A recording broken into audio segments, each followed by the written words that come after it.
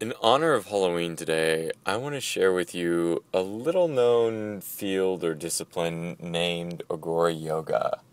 Most people don't know what Agora Yogis are, and those people who do might be smiling right now because it's wild and it's so unexpected. I kind of think yoga of as like Star Wars now, where you have the light side, the Jedi of Ashtanga yoga, Vinyasa yoga, Bhakti yoga, Japa yoga, all these different types of positive Tantra yoga, encouraging practices.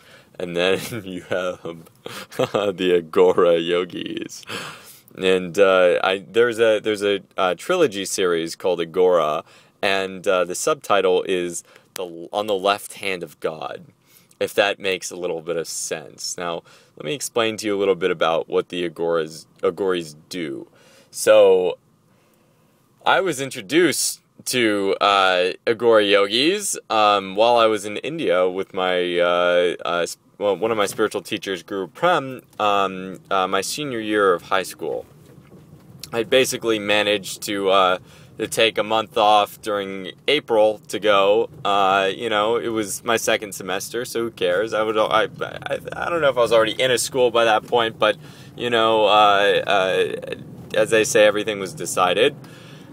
So anyways, we're there, I pick up this book, and I'm just totally fascinated by it, because when I was younger, I remember Guru Prem would talk to me a little bit about these Agora yogis. I was letting my hair mat, I was living like a monk, meditating all day long, very intense, but also with a very dark energy too at the same time. So he told me about the Agora yogis, and one of the things that he said was that you're not intense enough to be an Agora yogi. I don't know if that was true, but if you hear about some of the stuff that they do, you would have an idea of maybe why he said that. So, first of all, the Agoris practice in the smashan.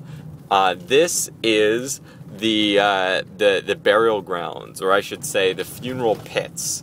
Right? So Varanasi has a ton of Agora yogis who hang around by the pyres and collect the bones of people's bodies that have burned and have been pushed down the Ganges. And they collect this dust and these bones, and they meditate on it. They meditate in these places of death, on death, and worship Kali, Kali Yuga. Time that we're in, and or depending on who you ask, exiting right now. So I was talking. Anyways, so hold on one sec. Okay, I'm back. So, who is Kali? Kali, I like to think of her as the goddess of fear. She is representational of all fear in my mind.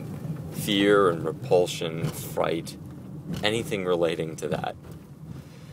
She's also considered to be the Divine Mother, right? But this Divine Mother wears a necklace of human heads, severed human heads, around her neck. She wears a skirt of men's arms, bloody arms around her, and she's coiled in serpents like Medusa. It's a startling image. She also has 4 arms, one that carries a sword and one that carries a noose, and I think some other weapons as well. She reminds me a lot, actually, of the Buddhist god, Alaka. Now, what's really interesting about him is that the Buddhist god is supposed to be the enemy of shadows. The enemy of shadows. What does that mean? He's the guardian of light. So this frightful figure is the person that stops any demons from entering into heaven.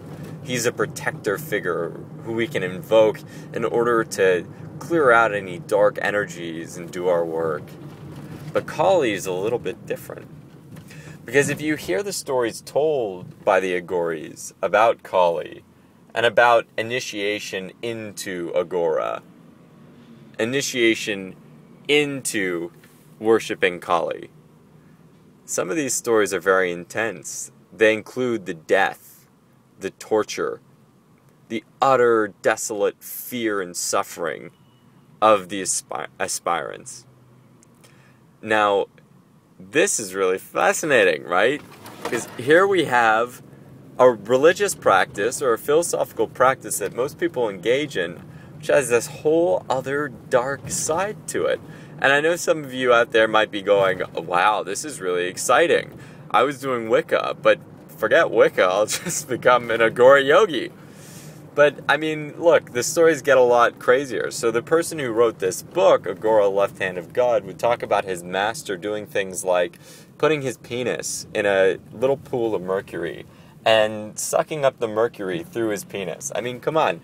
This is like really, really wild stuff that they're doing here. Now, they did all that without any sort of benefit. Things would be kind of crazy. So then the question really becomes, well, why become an Agora yogi? Well, the thing is, a lot of the Agoris are said to have magical cities. They're supposed to have very special powers. But, you know, I could talk a lot about that, the mystical elements, but instead I'll talk more about the practical elements, especially on this night of Halloween, this night of shadows, bringing all of our shadows to the forefront in order to deal with them. Because what? If we give them form and body, well, then we give them substance, and we can deal with things of substance, whereas things without substance deal with us, right? Invisible things we have no force against.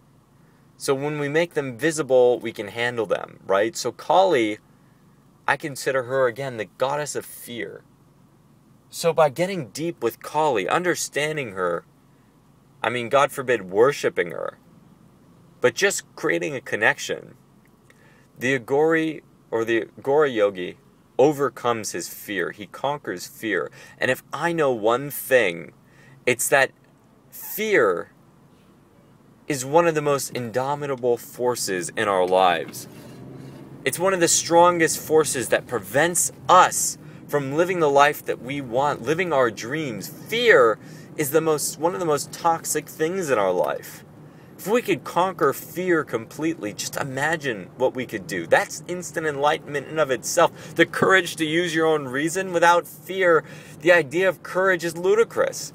There's no sense of courage because all you have is bravery. You can do whatever you want. You're not held back from one thing. And then what's said is that Kali becomes the divine mother. She mothers us. So it's interesting that by conquering fear, we find our divine mother. We get everything we want and we can ask for. So consider this tonight on Halloween. Much love, many blessings,